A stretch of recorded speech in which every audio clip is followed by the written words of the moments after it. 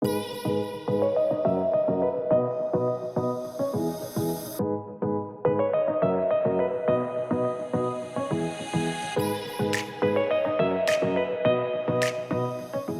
up, everyone? This is the Minister of Beauty, and thank you for joining me for another video. And if you haven't already subscribed, please go ahead and hit that subscribe button and hit the notification bell so you know whenever I do upload a new video. But as the Minister of Beauty, I share the Bible, and that is business, inspiration, beauty, life, and enjoyment. Now, I wanted to talk about this girl boss thing that's sort of like, I feel, a social media trend. It's a cute hashtag to use in social media posts and things like that. But what prompted me to really want to talk about this is I watched the documentary on Amazon Prime about the brand of LuLaRoe. Now, LuLaRoe was something I never really understood it. And I don't think a lot of people really understood it, but there were a lot of people who were into that movement of this clothing line that I believe in the documentary they said that they started out with skirts or dresses. It was either skirts or dresses, and then they started doing leggings, and they had these like crazy prints. Some of them would be beauties in the eye of the beholder, of course. Some of them would be deemed pretty cute and pretty, and then some things are just like, what in the world were they thinking when they came out with that design and with that print, right? But it was created by a woman who is married to, this guy, and they had like a lot of kids. And she was making, I guess, clothing for her children and for herself, and would buy the fabric and just make them like really quickly, and then someone else got interested in what she was wearing, and then she thought about it and said, well, hey, maybe you want to buy what I'm wearing, but how about if you want to make some money and wear the clothing too? Like, how does that sound? And it just started that way. That's like pretty much what she said. And then it just sort of just skyrocketed, and it blew up into something bigger than she and her husband ever imagined it could be. I don't want to get too much into the documentary and all of that stuff and all of that, all of the lawsuits and the just crazy things that happened to a lot of the women who became sales reps and became, I guess, recruiters is what I'll say that they were. I don't really remember what they called their titles, but people who would bring other people in and make money that way. Because to be honest with you, the short of the long story is the people who signed on to be sales reps for LuLaRoe, they had to make very large investments to purchase a large bulk of clothing to turn around and sell. And there were some people who said they really became successful doing it, but in all actuality, the real money was for those who would recruit other people in to have them sign up to be sales reps as well. And that's how pyramid schemes work. Now, they claim they're not a pyramid scheme. They claim the company is not a pyramid scheme at all, but it's a multi-level marketing company. So you've got, I believe, a fine line between multi-level marketing and pyramid schemes. But in all honesty, the majority of multi-level marketing companies are pyramid schemes. They're just legal pyramid schemes, because pyramid schemes are illegal, multi-level marketing is. So they tweak things to make it where it would not be deemed as an illegal pyramid scheme, but we're just a multi-level marketing company, and anyone can be as successful as they want to be as long as they put the hard work and effort into it.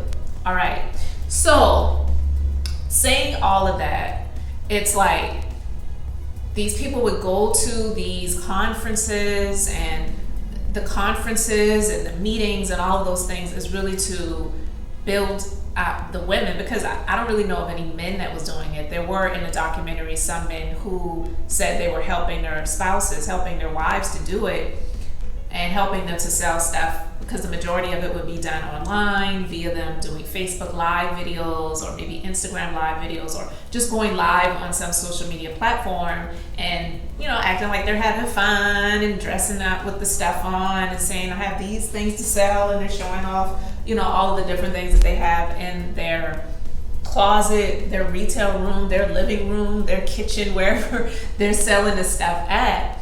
But it's like the creator of the company, she really encouraged the women who became sales reps and became the recruiters, which, you know, they would call themselves entrepreneurs. They would really have to do a lot of social media posting and act like they're living this amazing lifestyle. And this is where I'm getting to with regards to the girl boss thing. Okay, so she encouraged them to do these amazing posts where, like, their hair is made up, they have their makeup on, they're, you know, acting like they're just living an amazing life and they have all this free time. They're living the life of LuLaRoe. It had to be like LuLaRoe lifestyle, hashtag LuLaRoe, hashtag LuLaRoe life, hashtag girl boss. Girl boss, girl boss, girl boss. Okay. The girl boss thing, is that like a social media trend? Is it an actual thing? Because being someone who is an actual legitimate business owner, myself, an actual legitimate, the definition, if you look at the definition of the word boss in the dictionary, the first definition, which is a noun, of the word boss is someone who employs others. And that is something that not many people do. I actually am an employer. I actually do have employees, legitimate W-4 form filling out, receiving W-2s by the end of January every year, employees by the government standards. There are a lot of people who claim to be bosses, but in actuality, they're not. They may have they may have a virtual assistant here and there that helps them out with some things.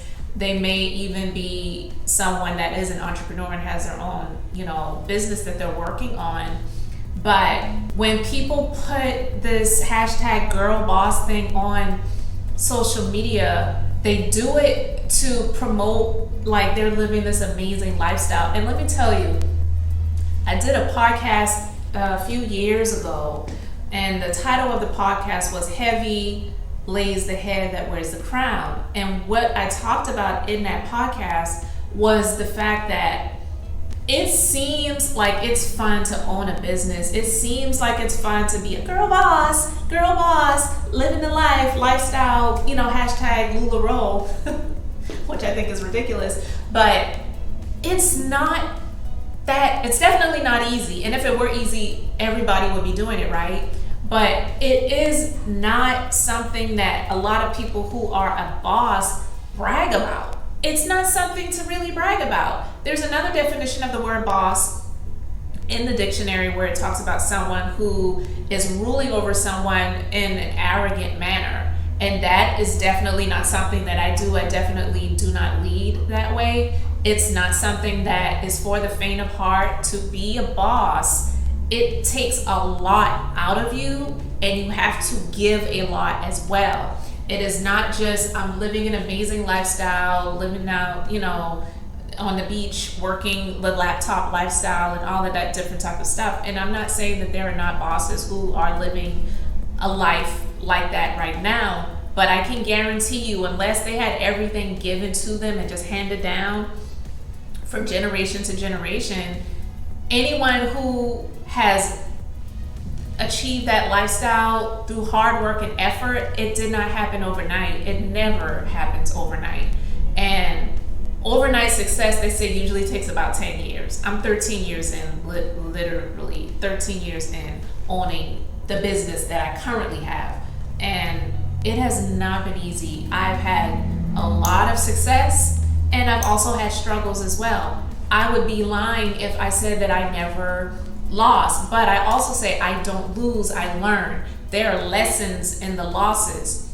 But with this LuLaRoe documentary, what I was getting from it when I was watching it was the fact that a lot of places, companies, multi-level marketing, pyramid schemes, whatever you want to call them, that recruit other people to sell their stuff or, make money using this downline method, they want them to promote a lifestyle that is really unrealistic. There were women who said they had to sell breast milk in order to come up with the funds to invest in the package to become a salesperson for LuLaRoe. So that already means that you definitely didn't have the money to do it. The fact that you're selling breast milk, like, insane. If you had to come to the point to sell breast milk, then you need to be doing something else. And there are women who wound up having to file for bankruptcy, who lost their marriage and their children and different things like that because a lot of the schemes and the tactics that this company was working in was so deceptive, but yet they had these women showcasing deception on social media by telling them that they had to post a lot of certain things and act. They, pretty much made them into actresses because they had to act as if everything was great, act as if this is the best company since sliced bread to work with and you will be your own boss. But they really were not. None of them were owners. None of them were bosses. None of them employed anyone else. They were actually, in a sense, they weren't employees legally because employees don't have to buy products and things like that to sell for the company to make money, right? But LuLaRoe was employing these people to go out and make money for them, and that was very deceptive.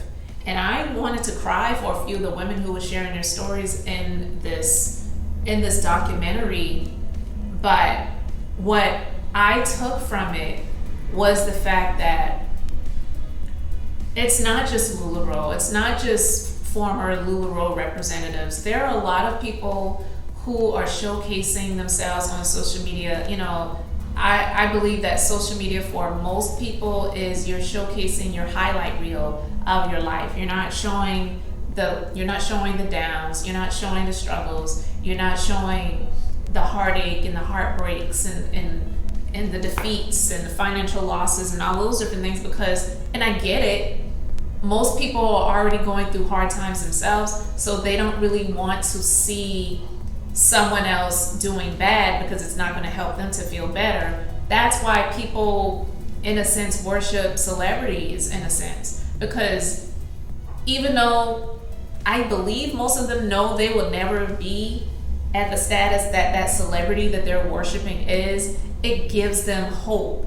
So overall, going to social media and looking at someone else that's quote unquote winning or hashtag a girl boss, it's giving them hope that if they can do it, I can do it too. Listen, I am here to say that success is achievable for anyone that really wants it, but you are going to go through hard times. You are going to go through losses. You are going to go through struggles. That's just life. Life literally is a roller coaster where you're going to have your up moments and you're going to have your down moments. You're going to have your times where it's like you're just going up, but it just seems like it's taking forever to get there. And then once you're at the top, you feel that euphoria, and then the going down, it can happen really fast, really quick, like overnight. Trust me, I have experienced it. No, it doesn't feel good. It really does feel like shit to go through a situation where you are winning and you're succeeding, and then it just feels like everything's just crashing down overnight. It's similar to me being a licensed esthetician. I tell people when it comes to treating hyperpigmentation, which is dark spots, hyperpigmentation literally can happen overnight, but it doesn't go away overnight. It's something that you have to continue to treat. With success, it takes time, effort, sometimes finances, and a number of other things in order to get there, but you can have something that can happen really quick that can cause a downturn overnight. I've experienced it. I've experienced it through theft. I've experienced it through sabotage. I've experienced it through, people that I have employed to work in my business, and they were deceptive and they had other ulterior motives, maybe not immediately, but they definitely did start to showcase that later on. And people, can be disingenuous, and sometimes people become jealous and envious, and they feel like, well, you don't deserve to have what you have.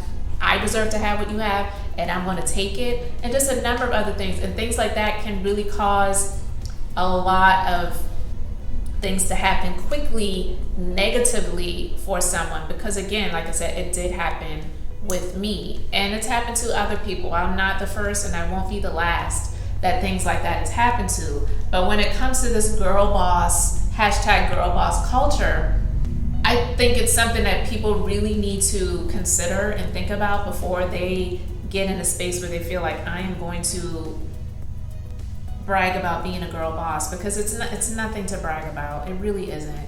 And think about, are you really a girl boss? Are you really a boss?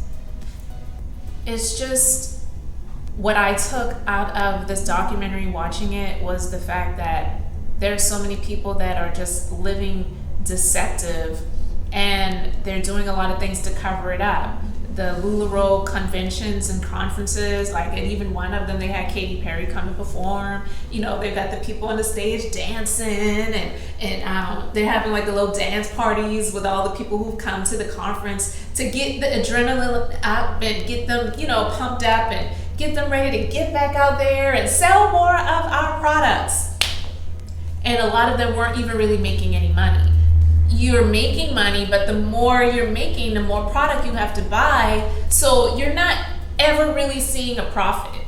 And that's what one of the lawsuits that was brought against LuLaRoe by the state of Washington pretty much learned and found out, was that the money that the people are making are when they are recruiting other people to come on as sales reps. That's where the real money is. Selling the products, not so much. And that the head of the company, they're realizing the majority of it because they're making the money off of the cheap products that they're creating and selling, because the products were really cheap. There were a lot of people getting products that were damaged, and the material was ripped and holes were in them and moldy and smelling and all kinds of stuff. So the company, they're making money off of the people selling their products, buying their products to sell, more so than the sales of the products. So they're making the money off of people by selling them the products to sell, and by them recruiting other people on to be sales reps. And they, in turn, the sales reps have to make a large investment to buy a bulk load of products to go out and sell. So it was very eye-opening. Let me know in the comment section if you did watch that documentary. There's so much more I could talk about that with regards to that documentary, but I don't want this to be an extremely long video. I feel like it's already gone longer than I anticipated it to. But the girl boss culture, this #girl boss thing in social media, is it real?